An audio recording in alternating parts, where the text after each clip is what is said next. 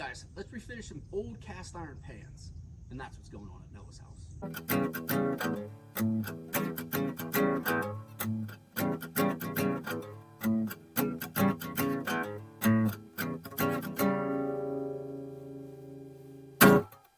Hey guys, welcome back to the channel, and today I'm going to refinish a couple of old, nasty, rusty, caked on cast iron skillets. They're called pans in the opening, or skillets. I actually had 3 of these my mother gave me. She's kind of a space cadet. She don't know where they come from, but I dated the one that I already did. You guys look at my Instagram. I'll throw a link to my Instagram in the description, and it's at Noah's house on Instagram. Just look that up. Oh, and if you're here, please like, subscribe, share the videos around, share the channel around. I'm hoping this year to really get more into gardening and building stuff, and maybe some pipe stuff, but that's a completely different thing at this point. But she gave me these skillets years ago, and my mother's not known for taking care of much, so they were old and they were rusty and they were kind of nasty, and which was my kid's playhouse years ago, which turned into it's like a garden shed now. I put nails and I hung them on the outside, and it looked kind of neat, looked like an old cabin. And one was on the ground and all this. I'm going to leave a link to Ruth Ann Zimmerman's YouTube channel and her Instagram. It's Homesteading with the Zimmermans on YouTube, but awesome channel. They're ex-Mennonite. She does gardening and canning videos and cooking videos and stuff. It is super cool. Ruth Ann, if you're watching this, thanks a lot for the channel. Me and my wife love it. I actually dry canned some potatoes and we really like them. But she put out a video, her and her husband, and they were giving gifts to their daughter that was getting married, and cast iron skillets, and they were talking about how the new ones have this coating and they're not like the old ones, and they're not like the old ones are like glass or like non-stick. I see a video like that and I'm like, hey, you know what? I could do that. So with a angle grinder and some wire wheels and stuff, I got the last skillet, which is a bigger skillet, is a number 10, which I found once I did it. We've been using it for 2 or 3 weeks now, and it is, nothing sticks to it. It's awesome. We've gone back to cooking with butter and with clarified butter, and everything we cook in there is awesome. We just leave it on the stove and we just use it. I have a lot of cast iron. I have a cast iron skillet that I bought probably 25 years ago when we first got married, and I did notice it sticks, so I'm going to try to do that. But those are ones that have been used. I don't want to mess with them just yet, and I have some newer ones I want to get that coating off. But these 2 here are part of the 3 that my mother gave me. This one I don't think belongs with this little one and the bigger one that's upstairs, because this has a number 5 on it. It has a certain type of handle which matches the one upstairs, and this one does not have the same type of handle.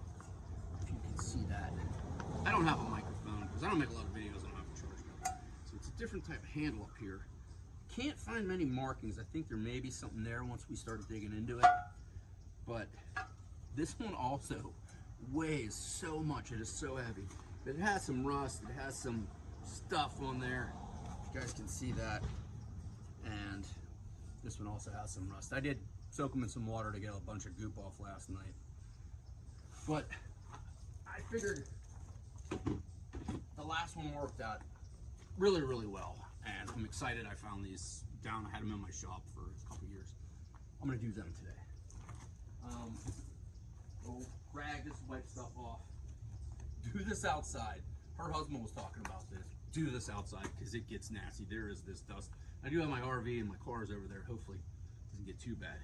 Wear a dust mask. I didn't start with one last time. Regretted it. It's kind of loud. Wear earmuffs or earplugs. These are actually my, something nasty. These are my headphones, and I love my headphones. That way I can listen to stuff while I'm using just angle grinder. If you don't have an angle grinder, just go to Harbor Freight. They're like 25 bucks, and you can get some pads. They started with 80 and stepped up. That one was pretty nasty. The big one I started with 60, which turns out it hogs off a little bit of metal when you get to some edges. I actually created some sharp edges I had to round off. But I'm probably today going to start with the 80. Follow all safety precautions. I have a drill that I'm going to use. I have this wire wheel, which I found is better in some spots than the angle grinder, because on the sides around and the top and the handle and stuff, you don't really need to get everything off down to the metal. And I also have this crazy sanding thing I got. I was making some pipe racks to get down in some rounded spots. It kind of polishes it up nice. Now, after I do all this, I'm going to do what Ruth Ann did in her video. I kind of heat it up on the stove. I wipe the whole thing down with lard. I have my oven heated up, and I put it in there upside down. Once they're in there, I just turn the oven off and let them come down. Once it cools, I check them out, and maybe I do it again. And that's all I did to my other one. And I'm actually going to go upstairs in the house, bring a camera in the house when I do that, and I'll actually show you the bigger pan that I did. So I'll probably speed this whole process up and all that. But I'm going to get to I'm gonna get to getting. I'm gonna get the stuff. You'll see some stuff flying off, and hopefully this inspires some other people to possibly get grandma, great grandmas. Oh, these pans, the one that had the number and the big one upstairs, I was trying to figure out, asking some questions and going online, and I think it puts those pans, I think they were my great grandmother's, and she was born in 1899 and married, I do believe, in 1917, which is probably when she got these pans. So it's putting them 100 years plus, possibly. Don't hold me to that. Let me get my extension cord out, and let's get refinishing. Okay, here we go. We're all set up. This is gonna be pan one. We'll start with this one.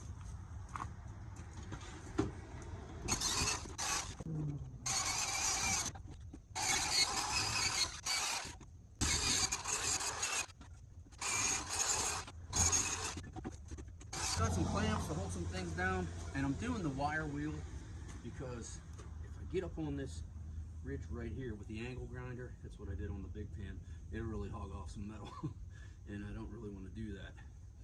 And I was getting around the handle too, because you can't really get in there with the angle grinder, and there's some little things, might have to get a little bit of a file just to clean some of these edges up. It doesn't have to be perfect, and it's not going to be. I don't know if you guys can see the edges around there. But now I think it's time to hook the old angle grinder up and get to town. Oh boy.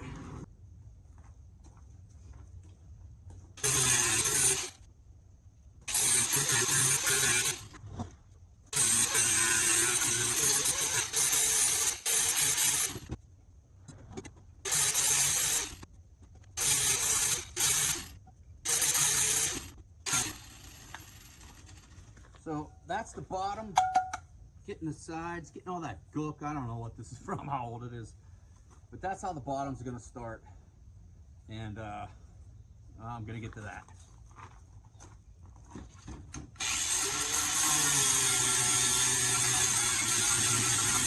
Take a break, I can't stand these masks. That's what we're getting for. And like I said, I have another grit. I'm gonna go up higher. The wire wheel to get maybe anything off, and any other little things. But then I have that sanding ball, and that really shines it up. It makes this just smooth as can be. I want it smoother. If I do the heat treat with the lard and everything, these basically turn into non-stick pans with no chemical coatings, no Teflon, nothing like that. I am going to go up on the sides. The outside is really just aesthetics. I just kind of like how it looks. It's just this old flake, and they will darken up as you use them and keep using them. You know, it's going to get better over time. So I'll bring it back when I'm done with the little pan, and we'll have a look at it a little bit before and after. I should have taken some pictures. I got to get to this. Okay, so I got the little pan done. I don't want you to see it. Actually, I'll show it to you.